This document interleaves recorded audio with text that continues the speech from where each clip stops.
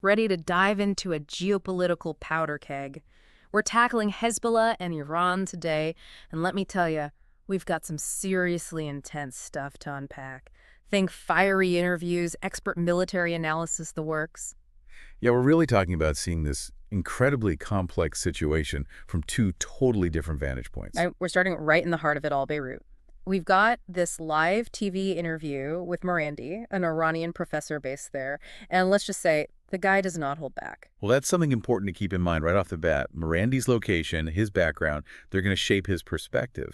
Think of it like listening to a soccer match commentary. You got to factor in who's wearing which team's jersey. Totally. And get this, at one point, Morandi actually claims that he was on the same airline that Israel was threatening to shoot down, the one they suspected of carrying weapons for Hezbollah. Now that's being in the crosshairs. Really drives home how intertwined these information wars are with the actual conflicts. Each side wants to control the narrative, wants to influence how you see things. It's like a high-stakes chess match. Each side is making their moves, trying to outmaneuver the other. And beyond that whole airline situation, Morandi lays out some very specific arguments. He's completely unwavering in his support for Iran's support of Hezbollah, even going so far as to call them the liberators of Lebanon from Israel. And he pushes back hard against the idea that Hezbollah is just some puppet of Iran, right? Yeah. He's presenting them as these independent allies fighting for, as he sees it, a just cause. It's really interesting when you think about it in terms of rhetoric. Like, he's framing Hezbollah as freedom fighters rather than a militia that takes orders. Right, and then he goes all in on criticizing Israel, calls their actions terrorism flat out, and accuses the Western media of, being biased in Israel's favor. Safe to say this interview was a wild ride. Absolutely. And one thing that really stands out is Morandi's use of certain kinds of imagery, Yeah. and how he brings up stuff from history, like the Sabra and Shatila massacre. I mean, those things are clearly meant to evoke really strong emotions to make his points hit harder. So it's not just what he's saying, but how he's saying it. Exactly. Analyzing the strategy behind those communication choices is key. Who is Morandi trying to reach with these statements, and what kind of reaction is he trying to get? Lots to unpack there. Now, get ready for a complete 180, because our next source brings a totally different perspective to the table. Military analysis. We're talking cold, hard facts here about Hezbollah's strategies, their capabilities, and what might be coming next. This analyst really digs into Hezbollah's recent losses, and they don't shy away from the impact of Israel's campaign. It really contrasts with how Morandi frames Hezbollah as, liberators. And the analyst really zeroes in on something that's been in the headlines a lot, the targeted assassinations of Hezbollah leaders. Their point is these assassinations could really be crippling their chain of command, like taking out key players in a game. Suddenly, your whole strategy is thrown off. For sure. It makes you question Hezbollah's long-term stability, their ability to operate effectively. I mean, can a movement, any movement, really survive, let alone thrive, if it doesn't have strong leadership? It's a question for the ages, isn't it? And this is where things get even more interesting. The analyst brings up this concept of the axis of resistance. Right. And they suggest that this network, Iran, Hezbollah, other groups, could be getting ready for a coordinated counterattack. And this is where you really start to see the pieces of the puzzle coming together.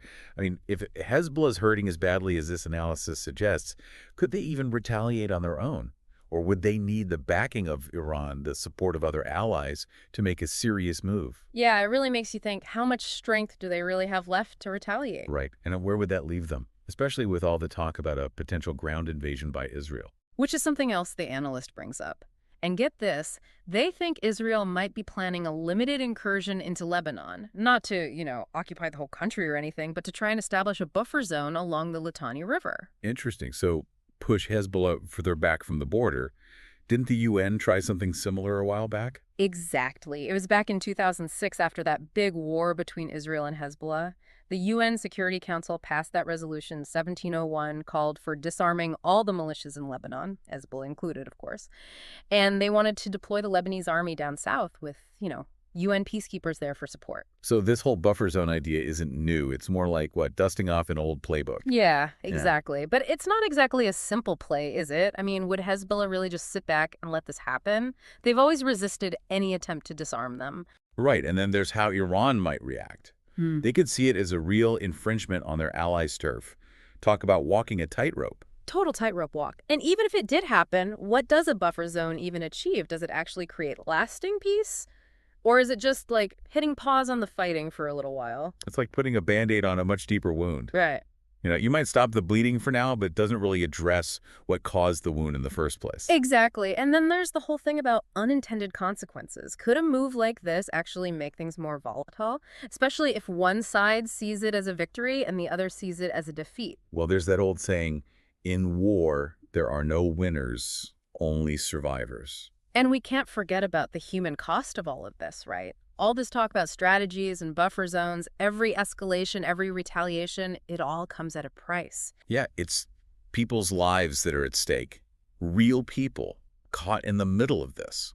It's a good reminder that these aren't just like abstract geopolitical chess moves we're talking about. They're real lives with families, hopes, dreams, all of that gets caught in the crossfire. It really puts things in perspective. But even with all this uncertainty, we've got to talk solutions, right? We've got Morandi's take, the analysts' predictions, this desire for stability. So could a buffer zone along the Litani River actually work? Could that be the answer? It's definitely an idea that makes you think.